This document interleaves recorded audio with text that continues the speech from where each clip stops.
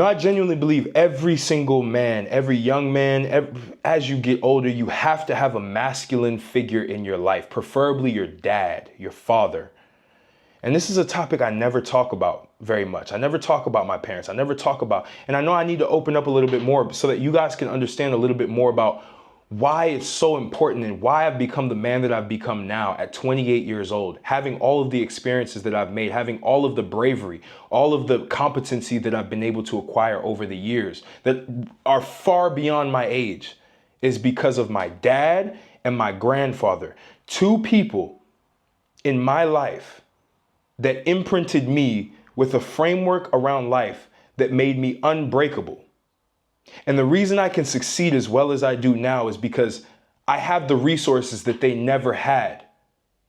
I had everything that they didn't have, and I had the mindset that they wish that they could have used with the resources that I have. And I'll never forget, man, like my father has been so influential in my life. We've had our ups and downs. I've had times where I've distanced myself from my father for years because we didn't align on certain things and it got heated. And he said some things that fractured my soul for a little bit. As a man, if you see your dad as a hero, there are certain things that he's going to say that will fracture your soul. But he's such a passionate human being in everything that he does. And he's so unapologetic about everything. He doesn't care if he makes you happy. He doesn't care if he makes you mad. He says what it is that needs to be said. And I'm telling you this right now. If you're a man, you should have somebody who is a masculine figure that believes in you, because I see a lot of men these days, the reason why they are where they are, the reason why they have self-doubt, the reason why they get close to offing themselves, the reason why they feel like nothing is working in their life is because they never had that one person in their life that was close to them, that was a masculine figure that they could look up to, that actually believed that they could do everything that they said they were going to do. My dad was somebody who took me to all of my basketball games. Man, I get emotional talking about this shit.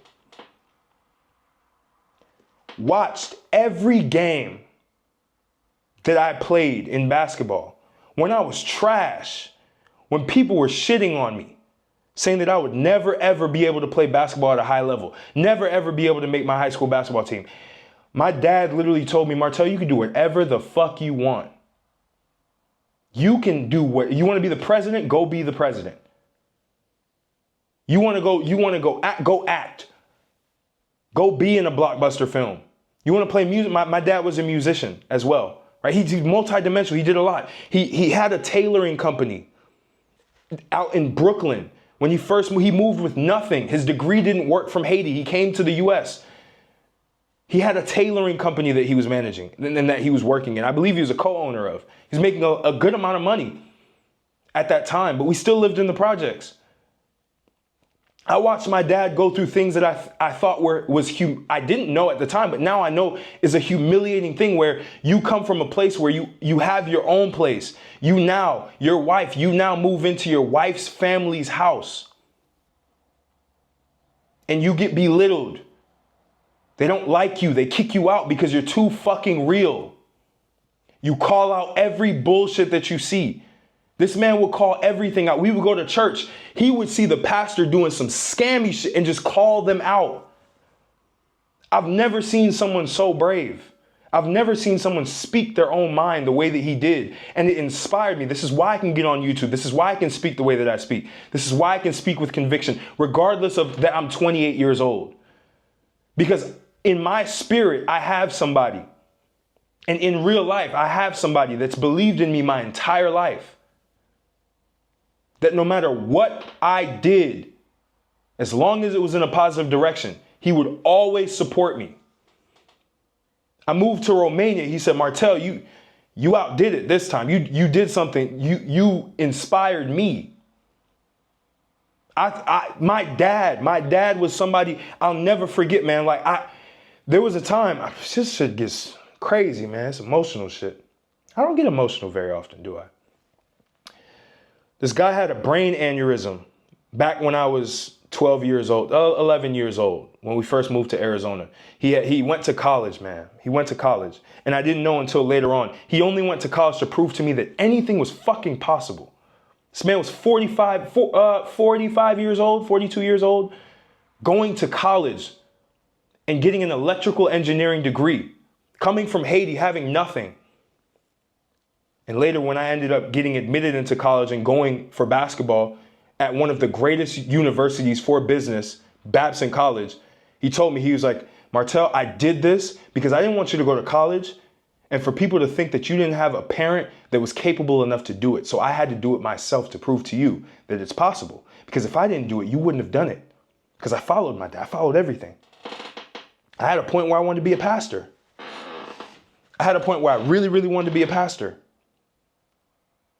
And this man carried me. This man carried me throughout my entire life. Sacrificed his career to make sure that I am where I am right now. I have a duty. I have a last name that I want to carry on. I have to make him proud, regardless of whatever religious differences we have. I have to make him proud because that's what my duty is. I have to make my grandfather proud, somebody who genuinely sparked belief in me. He said, Martel, I don't want to pass away until I see you graduate from college, because none of us were able to graduate from college. You can do it. And that drove me in college, man. That drove me. I had to graduate. I couldn't drop out of college. I had other friends, white friends, who were dropping out of college because they were starting tech companies and they were making money. I stayed because I had a duty to make the rest of my family, the masculine men in my family, proud.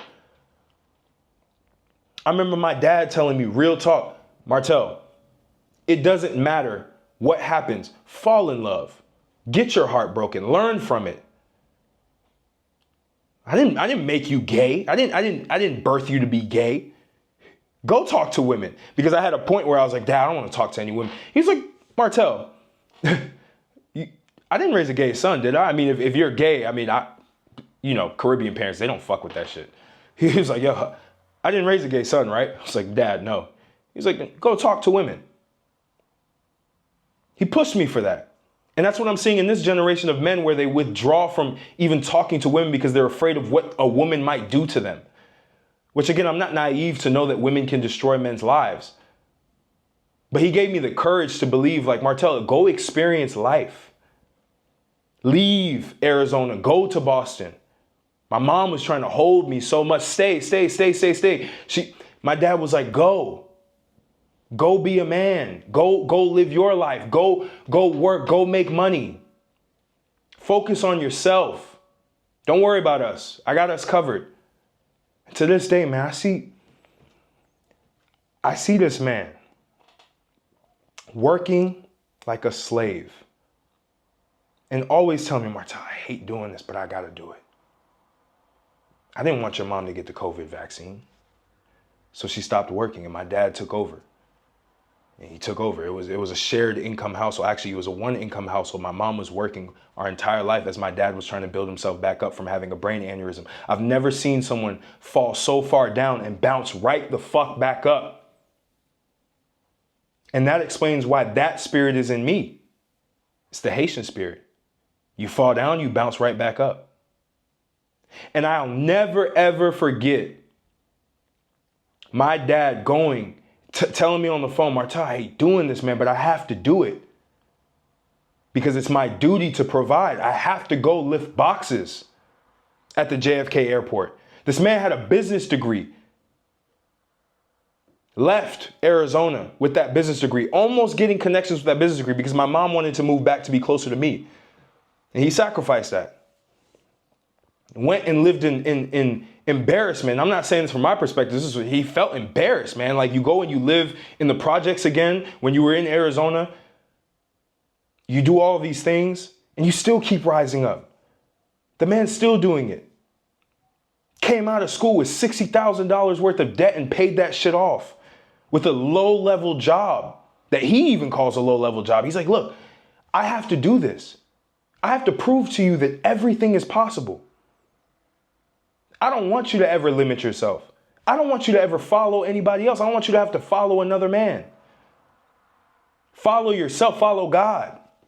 He has a crazy dedication to God, to the point where he'll isolate everybody around him if they impede on his relationship with God. And I'll never forget this, man. He told me, he was like, look, you have to get to a point where you don't care about what anybody thinks and you live life your way. He was like, there will be times where you'll do things that I don't agree with. And I might say things to you. But I trust that you'll be a man to be able to live with your own decisions and die by your own decisions. You grow up looking like your father, you die looking like the decisions you made in life. My dad. And that shit rings true to me. And my whole life has been, how do I, and this doesn't come from a place of like not liking I love my dad, but in my mind it's like, how do I outdo my dad? How do I grow his legacy even more? This is why I want to have kids. This is why I'm married, right? Because I need to have that. My dad told me, Martell, don't be like all of the guys, because he knows guys who run around and they're womanizers. He's like, I used to be that. There was no soul in that. God doesn't approve of that. Why do you can go do that at a young age to get it out of your system, because that's what I did. But when you find somebody who supports you, when you find someone who submits to you and your mission and to God, you follow that. And I was like, and I remember, and this is going to be a hot topic, right? Because people always ask me, well, Martell, why are you with a white girl? Why are you? Because I've been with every race. I have no preference when it comes to race, but I have a preference when it comes to submissiveness. I have a preference when it comes to kindness. I have a preference. And I found somebody who had all of those things, who also looked extremely good, to where I was infinitely attracted to this person. Their personality, the way that they look, all of that. I have one woman. I'm not like these red pill guys that jump around, because I wasn't raised like that. My dad was with my mom for 30 years. That's the life I want to live. The only difference is I want to have the financial means to be able to do it better, to be able to raise my kids. I want to be in my kids' life. A lot of you guys are listening to red pill influencers that tell you, oh, you only need to be around your kids one hour a week. If I had that, I would have been lost. I would have been dead by now. I was already lost when I didn't get to see my dad until I was 5, because he was stuck in Haiti and couldn't come to the US. I saw the difference. I felt bad as a kid when everybody on Father's Day were bringing their fathers in. And I looked at my mom like, where's my dad? And I didn't understand it, and it fractured me. And when my dad came in like a superhero, came in and just uplifted our whole lives, gave me the spark to be the man that I need to be now.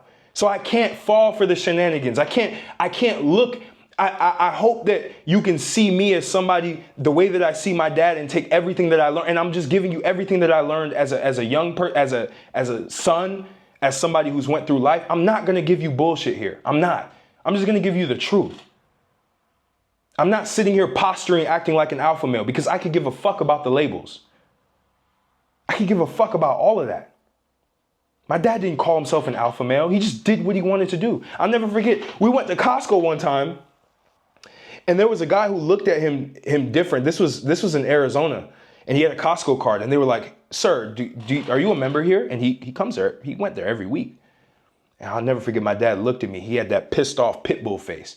He took the Costco card, threw it down in front of him. He said, oh yeah, I have a Costco card. Why would you think that I wouldn't have a Costco card? Why didn't you ask the other person behind me? And I was like, sir, I didn't. Yeah, I know why you said that. And he walked out, never went to that Costco again. We ended up going to Sam's Club. The dude was literally just fearless in his life.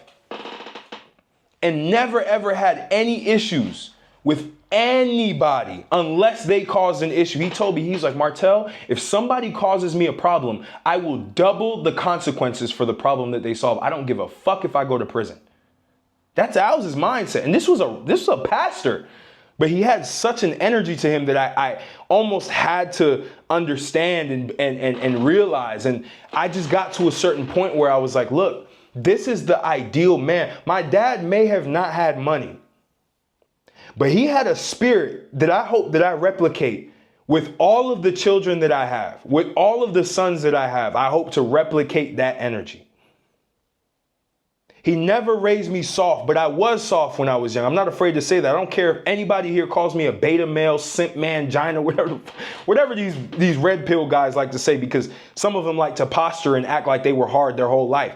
I was a soft kid and my dad had to roughen me up because I was programmed by society. I was programmed by teachers. I was programmed by my mom. I was programmed by just how media just tries to shape a man's life.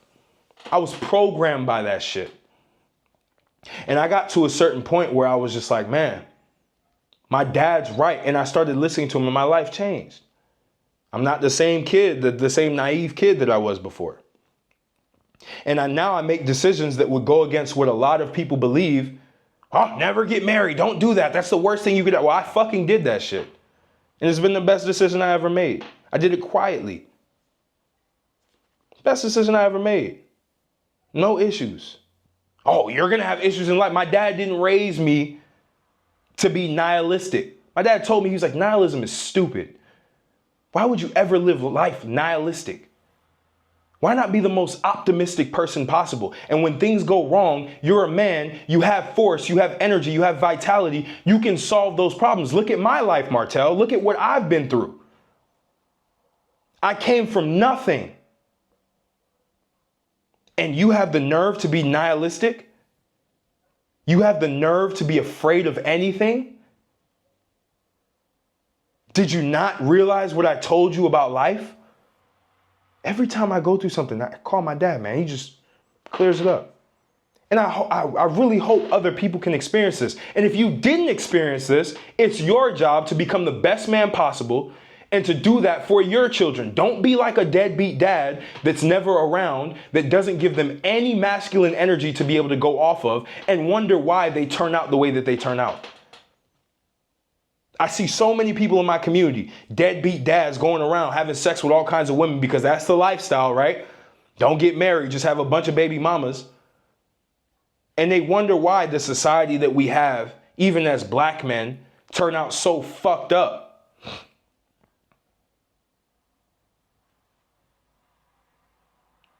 And then we go into race baiting, right?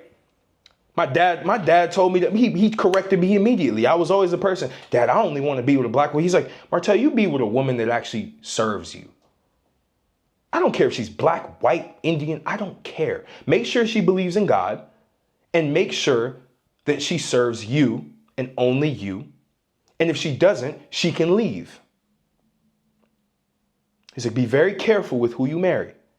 Marry somebody, always marry somebody. And I was like, Dad, but like, what if something happens? And he's like, and you made that decision. You live and die by your decisions. It's fine. Why are you a coward? Why do you want to be a coward? Did I not raise a courageous son?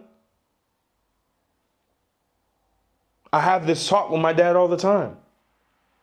Because I did have that mindset. Oh, people don't blah, blah, blah. He's a Martell. It's not about race. It's low-level thinking. And my dad's only like that because that's how foreigners think. Foreigners don't care about race. They care about it if it's blatant in front of them and somebody tries to disrespect them. Then they get pit bull-like. Then they bite your head off. But they don't go through life being a victim. My dad was like, look, I don't care. As long as she's beautiful, she's submissive, she cares about you, she raises your children the way that they need to be raised, she's nurturing, I'm 100% for it. And every woman that I brought home, my dad would tell me, he'd be like, look, she doesn't care about you. She cares about herself. He's like, look at your mom. Your mom sacrificed herself to give to me. You need to find that regardless of the race that you see, because that's just a color. It's just a color. Race is not real. It was man-made. God doesn't see race. So why the fuck do you see race? Why? And that rung true to me.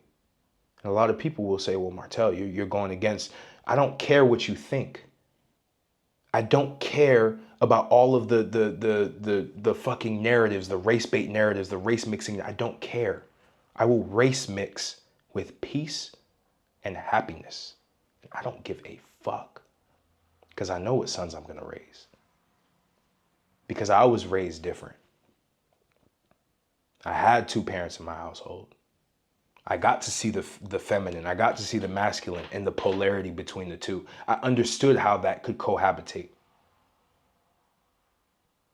I understood it. And that's all that you need to know. But I say all of this because that is where my mindset comes from. That's why when I come into this space, I'm so different from a lot of these guys, because I had my dad in my life. And my dad was one of the clearest thinkers I could ever experience. My grandfather was one of the clearest thinkers I could ever experience. Ever. And that's the mindset that I have. And that's the mindset I'm going to live and die by. As I experience life over time, could things change? For sure. My dad told me, he was like, Martel, anything can happen. But if you have a relationship with God, I don't care how you do it. If you have a relationship with God, there's nothing that you can't do. He was like, my dad used to be an atheist. And how my parents converted was because of me. And that's another story for another day. But that's what happened. My dad found God his way. And I had to talk to my dad about that. I had to say, Dad, you found God your way. I have to find God my way. And he's like, Martel, you're absolutely correct. I have to let you live your life. But my dad was always there. My dad was always supporting me. Every dream that I had, he said, Martel, you could do it. Who told you couldn't do it? And I was like, me. He was like, shut yourself up. Shut that voice. That's the devil. Shut it up. Because that doubt that you have, that's just your mind playing games on you. He's like, Martel, you saw me in my most vulnerable state.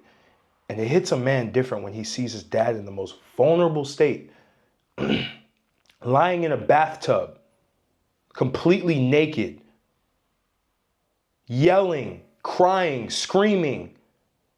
Martel, call 911. Call 911. And me, at 11 years old, call 911, and I had a 1 minute window before I never saw my dad again. From a brain aneurysm, from his diet. Now you know why I'm into fitness so much. From his diet. Transformed his entire diet after that. Doctor said, you're going to have blood pressure for the rest of your life. You got to be on pills. He said, fuck them. Threw the pills away. Changed his diet completely. Did not eat the way that Haitians. He said Haitian people eat like fucking pigs. My dad said that about his own people. And switched it up completely. We would go to outings and he would say, I'm not eating that shit. Look at what he looks like. Do you think I want to look like him? So why would I eat like him? That's why I talk the way that I talk, by the way. My dad had like positive arrogance to him. He didn't give a fuck what you thought. He wouldn't talk to you for months if you tried to tell him what to do. Didn't care. And I followed that through. But I saw myself losing myself. When I lost connection with my dad, I started losing that. I started to become that nice guy, become that guy that would bend to everybody's requests and do all this shit. And my dad, literally, I would always remember, I'm like, my dad wasn't like this. My grandfather wasn't like this. And they were people who served people, right? They would help people. But they were always merit focused. You had to earn the shit that you get. And my dad was extreme with it. If my dad saw a homeless person that looked like they were strung out on drugs and came and asked him for money on the train in New York, he would say, get the fuck out of my face. You're going to take the money and go spend it on drugs. I'm not going to fund your drug run. He would say this shit out loud. And I would be embarrassed. My mom would be embarrassed at a young age. But now I see it. He was so unapologetic about who he was. Everybody loved him too. He was the most savage person, but he was so nice to everybody. Kind to everybody, as I should say.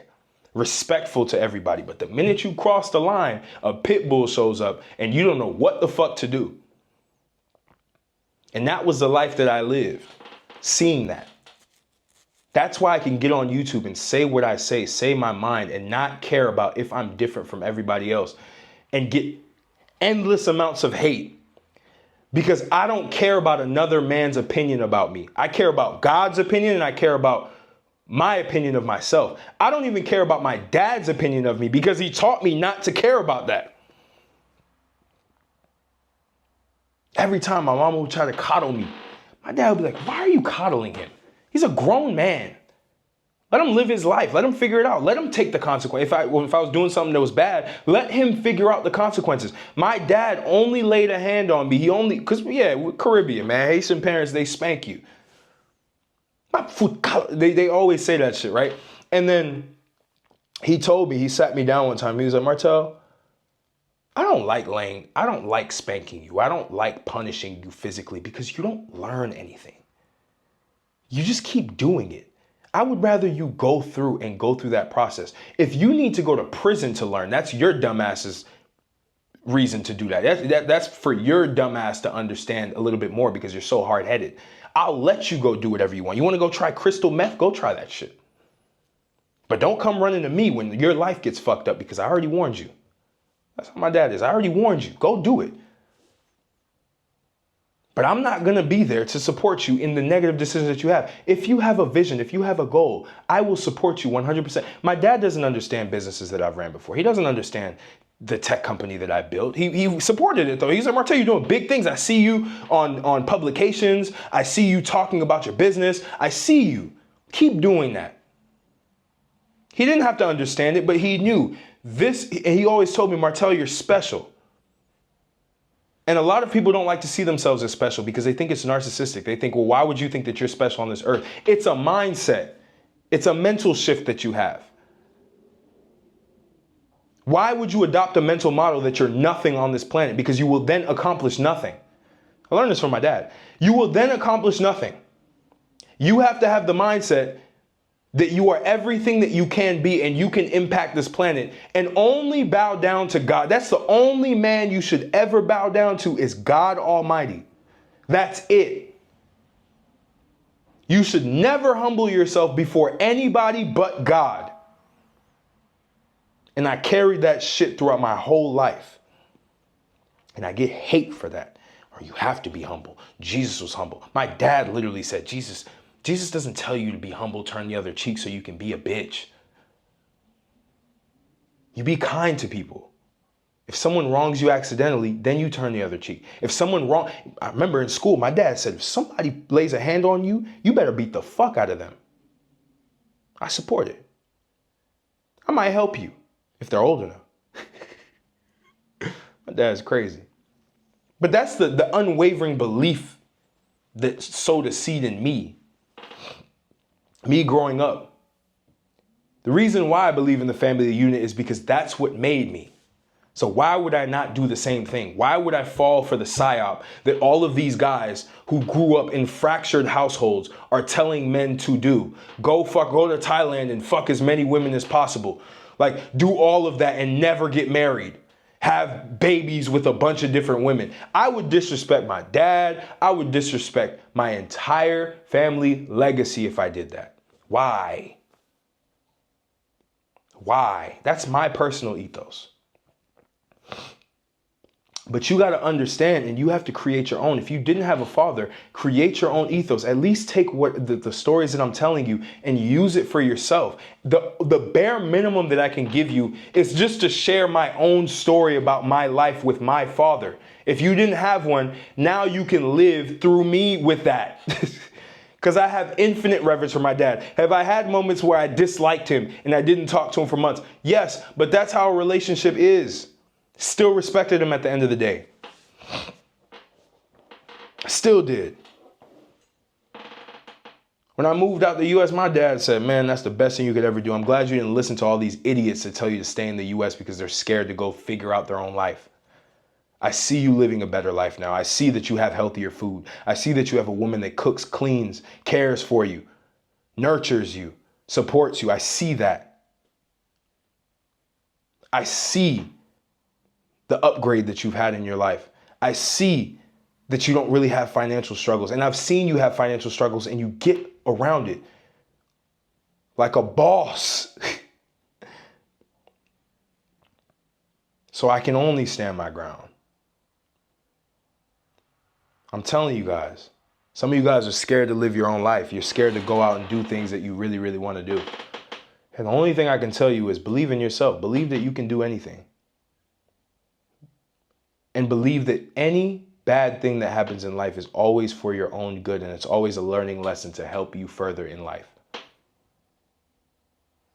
I'm not somebody, I don't want to be a role model. I don't want to be somebody who's put on a pedestal. I don't want to be an expert in anything. I just want to be someone who's transmitting everything that I know. And you can take the good and just let the bad go. Let the bad that you frame in your mind. If I say something that's framed as negative in your mind, you just let it go. Because that's just my subjective experience. It's my perspective. My perspective is not universal. My perspective is just my perspective. My dad taught me that. My dad said, what I say is not universal. What I say is a perspective that you can either take or you cannot take. And regardless, I will always love you.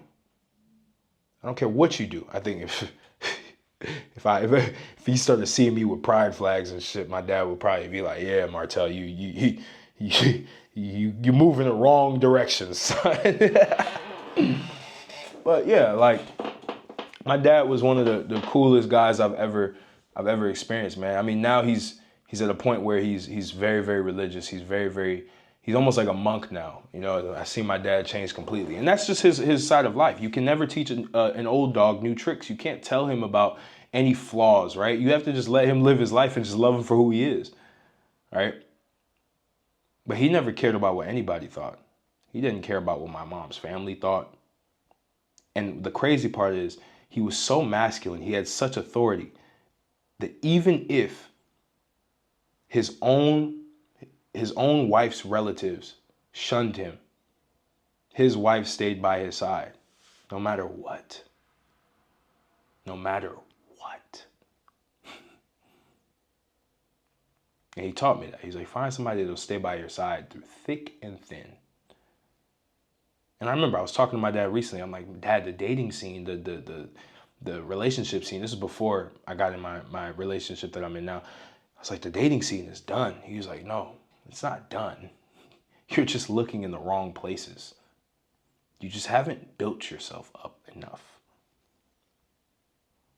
The right one will find you, and when you know that it's found you, don't be arrogant and let that go because you're listening to all of the other bullshit. He listens to all of that. He watches all of that stuff. He watches Alex Jones. He watches all the red pill guys. And he's like, Martell, all of it is posturing. You know the truth. You know the truth by your own life experiences. You will only learn through life experience. You will not learn through theory. All I can give you is my life experience, so that you can improve your life. But you will never learn through theory. Don't ever put a man on a pedestal. Don't ever put a man at the forefront and believe that he's God. And I notice that a lot of men these days, they look for a man as a savior. They look for a man who looks like he has his life together as a savior. Don't do that. Don't look to a man as your savior. Utilize the man's knowledge. Utilize the man's experiences, but don't look at them as a savior. You might be saying, well, Martell, how could you say that? You're trying to be an influencer. I'm not trying to be an influencer. I'm trying to be real. Not even trying. I am real. So I don't edit videos really ever. Because I want you to hear everything that I have to say with zero cuts, zero edits. Even if I fucking sneeze, you're going to hear me. Because that's just real talk. But I hope this was valuable for you. I know I went crazy. 30 minutes, 33 minutes of just raw storytelling and just talking about my philosophy and even giving you a little glimpse of my inside life that I've never wanted to reveal. I've never wanted to talk about my relationship with my parents. I never wanted to talk about my relationship with my wife. Now I say that shit. I don't give a fuck. I hid this shit for so long because I was like, oh, well, people don't like that. My dad was like, who gives a fuck? I was like, you're right. Who does? If you're enjoying your life, you enjoy your life. 2 years moving, come on. Like, so that's my story. It's my story of my dad, really, and my learnings. And I hope this was valuable for you. I have some resources for you. Link will be in the description. Again, I don't hard sell anybody. And for people who are like, he's a course seller, of course. I remember talking to my dad about that. I'm like, Dad, do you think it's wrong that do you think I should sell courses? He's like, Martell, what economy are we in right now? We're in the digital economy. If you don't take advantage of that, you're an idiot. If you don't package up your life experiences, because I know you've gone through ups and downs, I know you have lessons, you even teach me things that I didn't know, why would you not package it up and give it to people and have them buy your knowledge? And I was like, Dad, you're right. You're right. He's the reason why I started making courses now. I never used to do that. I used to just do coaching and stuff. And he's like, Martell, do it all. Do everything. You know what works. He's like, Martell, I wish I could do that, but I can't be on camera. I don't like being on camera. I don't even want to learn it. I'm too old for this right now. Like, I'm good. I have everything I need. I'm stable. I don't need more. I just need a closer relationship to God. That's his life. But he told me, Martell, go get it all. Go get it all. But I hope this was valuable for you, and I'll catch you on the next video.